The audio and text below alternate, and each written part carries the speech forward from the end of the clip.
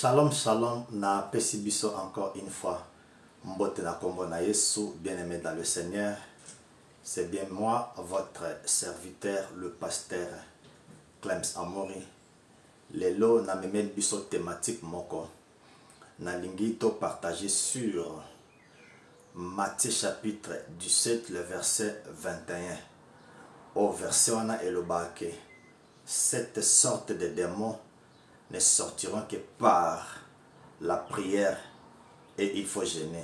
Donc thématique na biso et fandiwana. Je crois que tu bien na Matthieu chapitre 17 le verset 21 tu bien mais et là mon aligné na souligner. Tango toye ko la Bible ezai photo talaka ba parallélisme nion surtout ndenge verset ya Bible senga biso tokoki ko se limiter kaka na verset mokote poto loba ete makambwana eza kaka ndenge wana. C'est la raison pour laquelle to étudiaka Bible poto tala makambwana est-ce que za ndenge nini. Na ko poser question depuis okoma mwana nzambe otangaka Bible. Est-ce que aussi au moni place moko na Bible balobi eke avant des mots à longwa il faut jeûner, ou bien aussi otanga place moko na Bible moto a chassé des mots parce que a jeûnaki soki ezaki to jeûner pour to chasser des mots. Cela nous explique que kombo ya Yesu eza impuissant et qui ko chasser des montées. Mais une chose que nous devons connaître bien aimé, tokoye bape que jeune eza nini eza na place mon côté ba chasser ba démon et simbite na komba Yesu bake ko recourir na jeûne et prière. Prière ça va mais jeûne. Boyebi que Yesu asalaki 40 jours 40 nuits nani ayaki, c'était le diable. Alors ceux qui gênent, ils ont été pour chasser diable ou bien démon. Mais pourquoi Jésus a gêné 40 jours, 40 nuits, diable ayaki? C'est ça aujourd'hui. Na lingito to yekola et loko nini ils ont caché sur Matthieu chapitre 17 le verset 21. Na lingi tozwa ba écriture totanga. Mais avant cela, les évangiles, surtout Matthieu, Marc, Luc, benga kango ba synoptique. Et l'ingolo ba évangile oyo eza similaire. Histoire moko na kozongo na Matthieu, la même histoire na zongo na Marc ou bien na Luc. Siko to zongo na livre ya Matthieu chapitre 17 verset 21. Écoutez ce que la Bible déclare. Nazaka na verset 21. La Bible déclare que cette sorte de démon ne sort que par la prière et par le jeûne. La parole du Seigneur. Si ko eloko na lingi na tirer attention na yo. Tango zotanga Bible ko lekaka ba monde mwanate. Chaque mot est un symbole, est une signification, est un et loko moko o eza caché na kati ya verset wana. Dans exemple. Mais cette sorte de démon ne sort que par la prière et le jeûne. Babandi na biso mais cette sorte. Donc balingi balobake cette sorte ya démon et bimakaka na prière na jeûne. Mais ce ko tali cette eza ko correspondre te na démon. Parce que démon, c'est un nom qui est masculin. Mais awana ebandeli a verset balobi mais 7. Il fallait baloba mais c'est sorte de démon. Mais question aneke pourquoi babandeli cette sorte de démon? Parce que les démons c'est un nom masculin. Alors ce qui tolobi que cette démon est vraiment malamoté. Il faut tolba ces démons. Mais pourquoi maintenant la Bible est bandina 7? C'est la raison pour laquelle que toko étudier yango 7 wana ezo symboliser biso nini. Nazui même histoire Dans Matthieu balobi que cette sorte de démons ne sort que par la prière et le jeûne. Tous à même histoire, mais dans Marc chapitre 9, le verset 29. Marc chapitre 9, le verset 29. Je lis la parole de Dieu. Jésus leur dit, cette espèce-là ne peut sortir que par la prière. Awa siko balongo li jeûne. Mais tokotu na siko jeûne et kewapi. Matthieu lobaki jeûne, mais Marc aiko lobaki jeûne ezate ka prière. Et pas préciser, à Zongisi 7, il y a Matthieu chapitre 17, 21. Marc a bandi, Marc chapitre 9, verset 29 à l'obi, et il leur dit, qui c'est Jésus, cette espèce-là, je crois que tout bandi qu'on comprendre, et ça problème, il y a démoté, mais il y a problème, il y a incrédulité. Parce que l'incrédulité, c'est un nom qui est féminin. Il y a un temps où il y a Matthieu 17, 21, cette sorte de démons a représenté des démons oyo ezala qui pas disciple, non pas moi a représenté par incrédulité. Il y a un Marc 9, 29 à l'obi, mais cette espèce-là, là où ils ont représenté sikoyo incrédulité. C'est pourquoi il y a l'obi, cette espèce-là, espèce d'incrédulité, et bimaka kana gêne. Il y a un temps où tu genaka, et ça pour nsoto, et ça non pas pour molimo. Dans total, dans Matthieu chapitre 17, verset 21, balobi, cette sorte de démons ne sort que par la prière et le jeûne. Mais dans Marc, cette espèce-là, tu comprends que cette espèce-là, là, ils ont représenté incrédulité. En réalité, Jésus a dit incrédulité au ezana bino et longwa kaka na prière na jeûne. Alors, Jésus a représenté maintenant les mots démons à remplacer par incrédulité. Je crois qu'on comprend très bien. Toke lisusu na livre ya Luc. Même histoire, Luc 9, 42. Avant de développer, Luc 9, 42. Je lis la parole de Dieu. Comme il s'approchait, les démons jeta par terre, il s'agita avec violence. Mais Jésus, menaçant l'esprit impur, guérit l'enfant et le rendit à son père. Donc, prière exacte, jeûne exact, mais Jésus a utilisé plus autorité à chasser des démons. Mbalamoko démon qui Yesu a génakité, mais a utilisé qui autorité. Si koto zonga na Matthieu chapitre 17 to banda siko histoire wana na ebandeli ti to koma na suka totala siko eloko ni ezaliana. Matthieu chapitre 17 le verset 14. J'ai lu la parole de Dieu. Lorsqu'il fut arrivé près de la foule, un homme vint, se jeta à genoux devant Jésus et dit, le verset 15, Seigneur, aie pitié de mon fils qui est lunatique et qui souffre cruellement. Il tombe souvent dans le feu et dans l'eau. Verset 16, je l'ai amené à tes disciples et ils n'ont pas pu le guérir.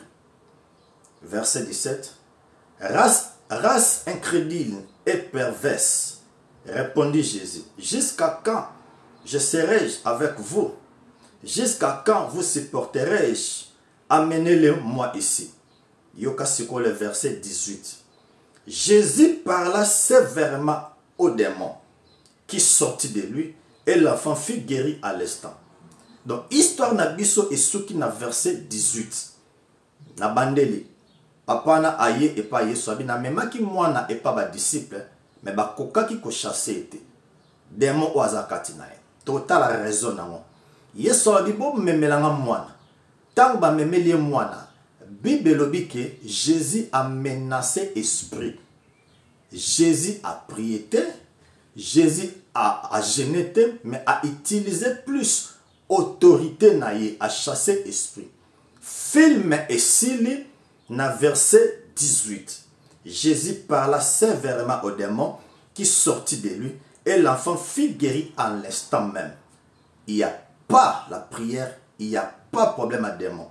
Si qu'au verset 19, tant que les disciples bamoni ke bakoki ko chasser démon te, ba tuni siko yesu question.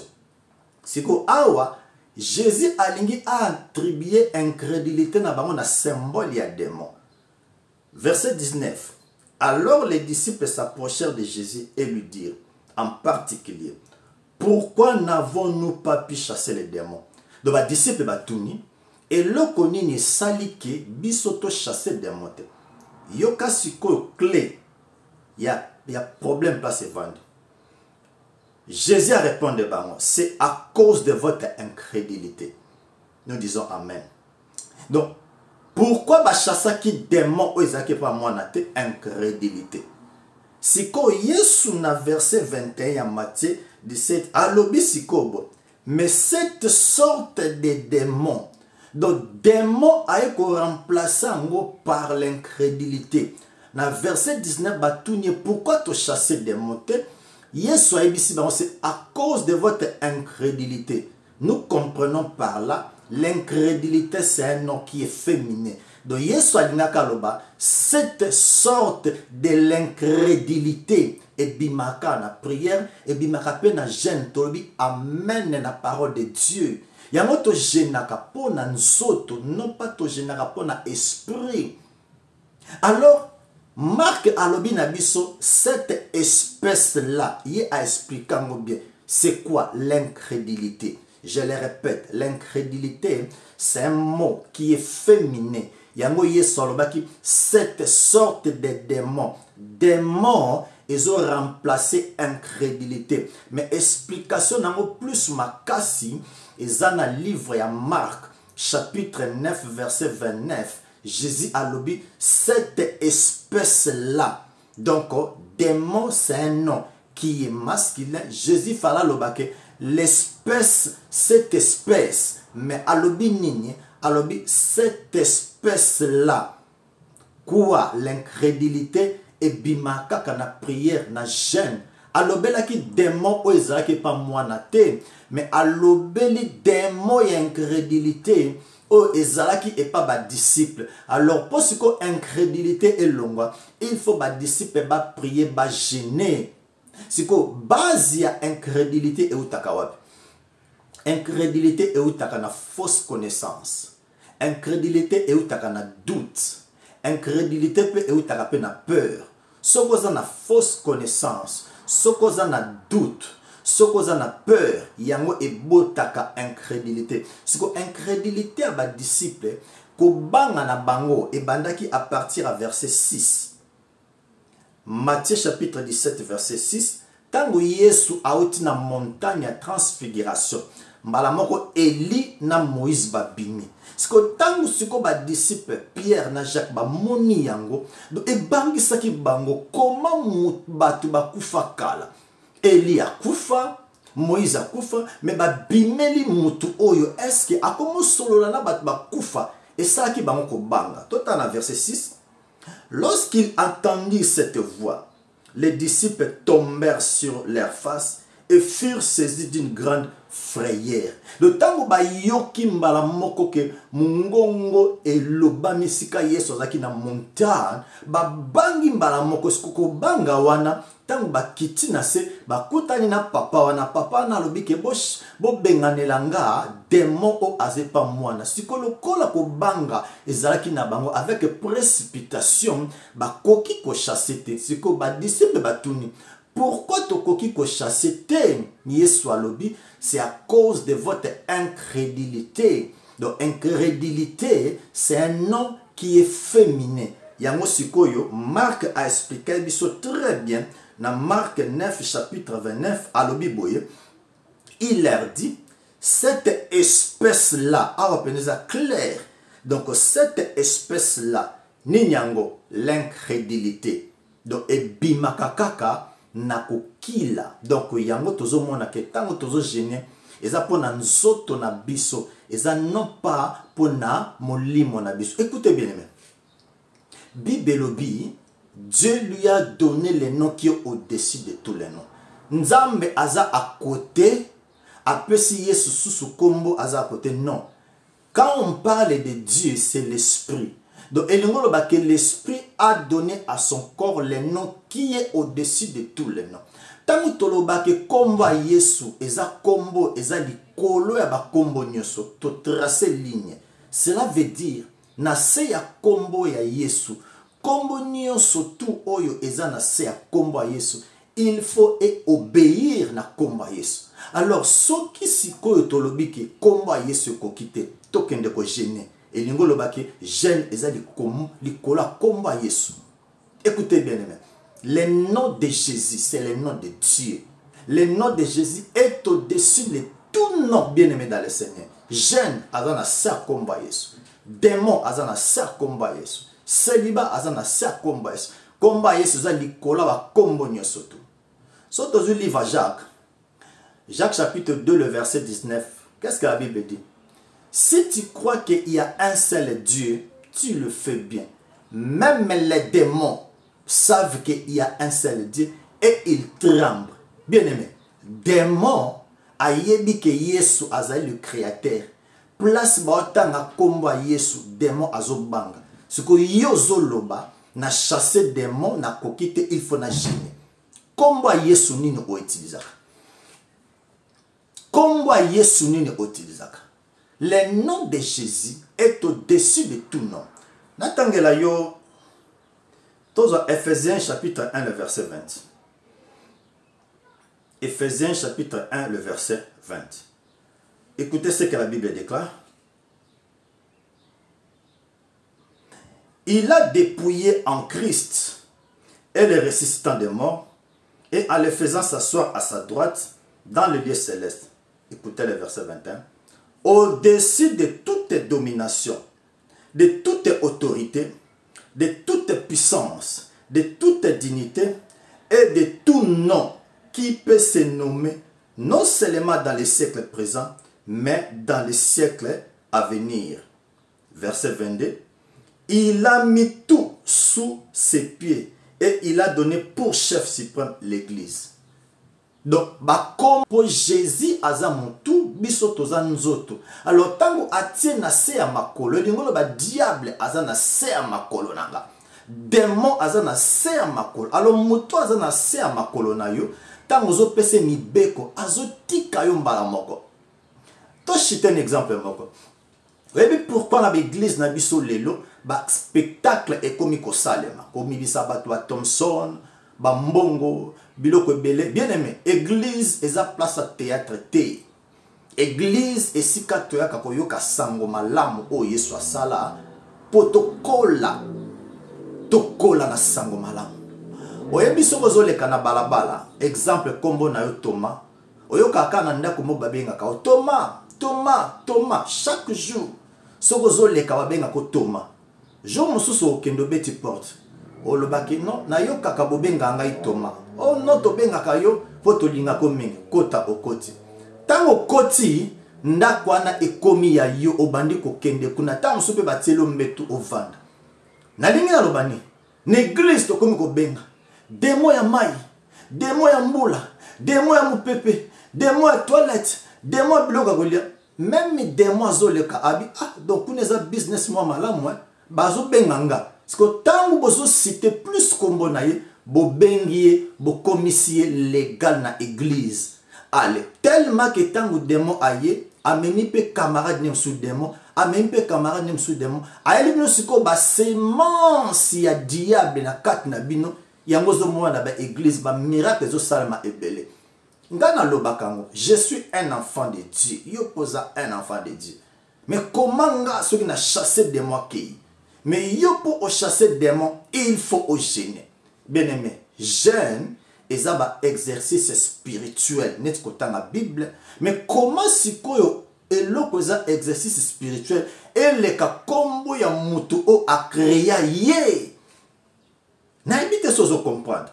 Donc les lona linga qui te parle sur. Tango yeso lo baki ke ces démons sortiront par des jeûnes et prières. Ezalaki démon ou azaki et pas moinate, mais ezalaki incrédulité ou ezalaki pas disciple. Ne Yesu a symbolisé par démon. Yango moni marque alobaki cette espèce là, espèce nini, eza incrédulité elongaka nini nakokila de tango tozo gêner, eza poto discipliner nzoto na biso. Bien aimé, so tangi Bible, il y a aucune place na Bible. Même démon moko mutu pasi azo résister na combat Yesu. Le nom de Dieu, démon a résisté. Écoutez, tant que Yesu a commis na ville moko, ba démon ba ye ko supplier, ba lobi non, oye ko chasser biso, ngonga na biso na ne kokite bien aimé. Démon yebi combat Yesu. Oye bi histoire, ya Paul, ezaki na batumo ba bande ko chasser ba démon. Siko ba démon babi toyebi Yesu. Mais toyebi pe Paul, mais yo zanan.